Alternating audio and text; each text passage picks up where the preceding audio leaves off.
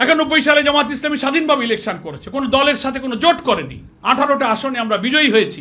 বিজয়ী হওয়ার পরে আমরা দেখলাম ভারতীয় আধিপত্যবাদ থেকে মুক্ত রাখার জন্য জাতীয়তাবাদী এবং ইসলামী শক্তির প্রতিনিধি হিসেবে আমরা বিএনপিকে, বেগম জিয়া অনুরোধ করলেন, আমাদের আমিরের কাছে তারা দরবার করলেন, আমরা সরকার গঠনে আমরা নিঃশর্ত সমর্থন দিলাম। না কোনো মন্ত্রী চাইলাম, না কোনো এমপি চাইলাম, না কোনো পদকর্মী চাইলাম, এক কাপ চাও আমরা খাইনি। দেশের স্বার্থে আমরা সেদিন রাষ্ট্র গঠনে সাহায্য করেছি।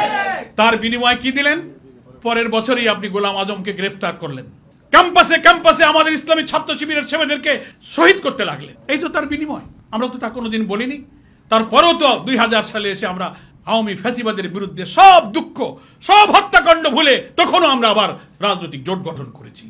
অধ্যাপক গোলাম আজম, বেগম খালেদা জিয়া, শাইখুল হাদিস আল্লামা আজিজুল হক, হোসেন মোহাম্মদ এরশাদ, ঐতিহাসিক রাজনৈতিক প্রয়োজনে 4টি মহান ব্যক্তিত্ব, যার 3 জন দুনিয়া থেকে গেছেন, 1 জন বেঁচে আছেন।